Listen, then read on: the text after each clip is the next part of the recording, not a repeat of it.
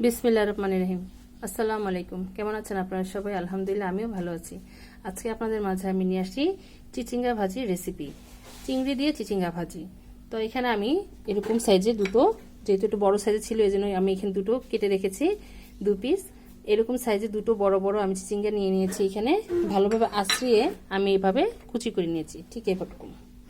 এরকম বড়গুলো মাঝখান থেকে একটু বিচিগুলো ফেলে দিয়ে আমি এরকম করে গোল সাইজ এবং মাঝখান দিয়ে কেটে এরকম সাইজ করে কেটে নিয়েছি। আর লাগবে এখানে গুঁড়ো চিংড়ি, আমি এখানে কিছু পরিমাণ গুঁড়ো চিংড়ি নিয়ে নিয়েছি, আপনারা চাইলে বড় সাইজের চিংড়িটাও নিয়ে নিতে পারেন। আর লাগবে লাল মরিচের গুঁড়ো, হলুদের গুঁড়ো, পরিমাণ মতন লবণ, লাগবে পেঁয়াজ কুচি, 2-3টা ধনিয়া পাতা, আদা রসুন বাটা আধা চা চামচ পরিমাণ, এখানে ধনিয়ার গুঁড়ো আছে আধা চা চামচ পরিমাণ, জিরার গুঁড়ো আছে 3/1 ভাগ। তাহলে চলুন আমরা মূল রান্নায় চলে যাই। এখন আমি চুলার কাছে চলে আসছি, এখন জালটা জ্বালিয়ে দেব। বিসমিল্লাহির রহমানির রহিম। জালটা জ্বালিয়ে দিলাম। এখন আমি এর মধ্যে অল্প করে তেল দিয়ে দিব।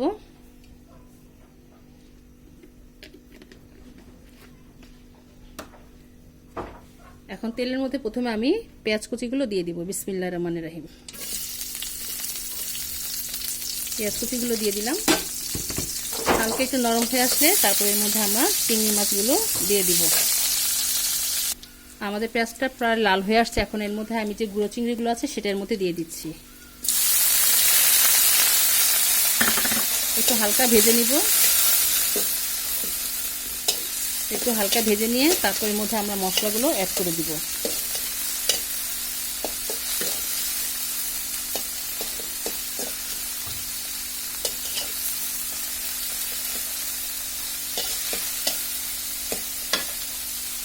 এখন সামান্য পরিমাণে একটু পানি দিয়ে দিচ্ছি, যেহেতু মশলা দিব, নাহলে পুড়ে যাওয়ার সম্ভাবনা থাকে।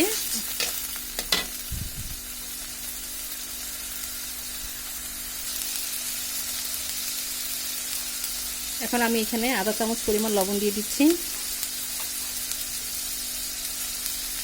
আধা চামচ পরিমাণ হলুদের গুঁড়ো দিয়ে দিলাম, আধা চামচ পরিমাণ লাল মরিচের গুঁড়োটা দিয়ে দিলাম। এখন দিয়ে দেবো এখানে আদা রসুন বাটা, ধনিয়ার গুঁড়ো এবং জিরার গুঁড়ো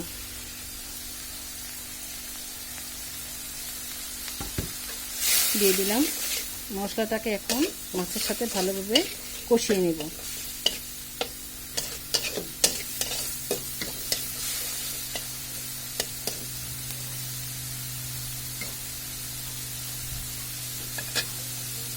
আমাদের মাছটা প্রায় কষানো হয়ে গেছে। এখন যে চিচিঙ্গাগুলো কেটে রেখেছি সেটা এর মধ্যে এখন আমরা এগুলোকে দিয়ে দিলাম।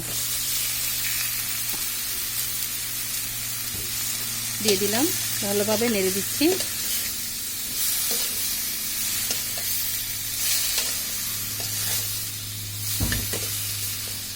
এখন ভালোভাবে হালকা একটু কষিয়ে তারপর আমরা এর মধ্যে পানি দিয়ে দিব।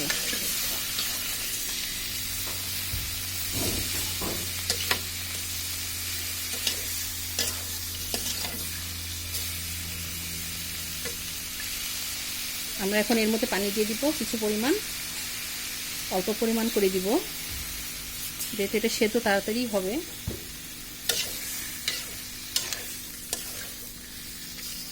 আমরা এই পরিমাণ পানিটা দিয়ে দিলাম। এখন আমরা এটাকে ঢেকে দিব।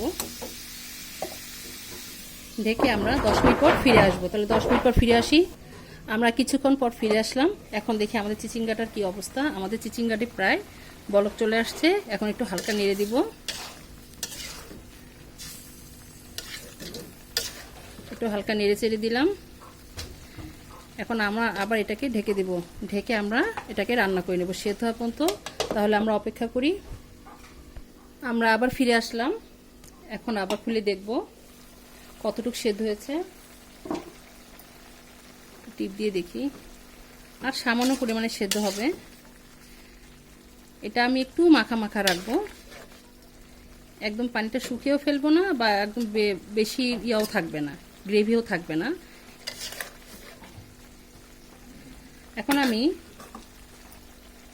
এর মধ্যে যে ধনিয়া পাতাগুলো আছে অল্প করে নেওয়া, সেটা এর মধ্যে দিয়ে দিচ্ছি। আপনারা চাইলে ধনিয়া পাতাটাও ব্যবহার করতে পারেন। হাতে একটু ছিঁড়ে দিয়ে দিলাম।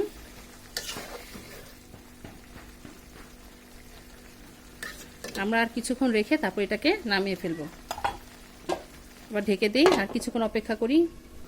আমরা কিছুক্ষণ পর ফিরে আসলাম। আমাদের চিচিঙ্গা ভাজিটা প্রায় পানিগুলো টেনে আসতেছে, এই যে দেখুন। এই চিচিঙ্গা ভাজিটি আপনারা ডিম দিয়েও ভাজি করে খেতে পারেন বা এমনিও নর্মালি ভাজি করে খাওয়া যায়, সবভাবেই খাওয়া যায়। তো আমরা আর বেশিক্ষণ রাখবো না, এই অবস্থায় এখন আমরা নামিয়ে ফেলবো। তাহলে চলুন আমরা চুলাটা বন্ধ করে দিন, পরিবেশনে চলে যাই। তৈরি হয়ে গেল আমাদের মজাদার চিংড়ি দিয়ে চিচিঙ্গা ভাজির রেসিপি। মাশাআল্লাহ, আলহামদুলিল্লাহ, দেখুন দেখতে কত ভালো লাগছে, এটা খেতেও ভীষণ মজা। আপনারা এই চিচিঙ্গা ভাজিটি সাদা রুটির সাথেও এটা খেতে ভালো লাগবে, পরোটার সাথে খেতে ভালো লাগবে, সাদা ভাতের সাথে তো আরও ভালো লাগবে। তাহলে আমার এই রেসিপিটা একবার হলো আপনারা ট্রাই করবেন, ইনশাল্লাহ আপনাদেরটাও আরও ভালো হবে। তো আমার এই রেসিপিটা আপনাদের কাছে কেমন লেগেছে আমাদেরকে অবশ্যই কমেন্ট করে জানাবেন, আর আমার জন্য দোয়া করবেন আমি যেন আপনাদের মাঝে আরও নতুন নতুন রেসিপি নিয়ে আসতে পারি। তো আজ এই পর্যন্তই। আপনারা যে যেখানে আছেন ভালো থাকেন, সুস্থ থাকেন। আল্লাহ হাফেজ।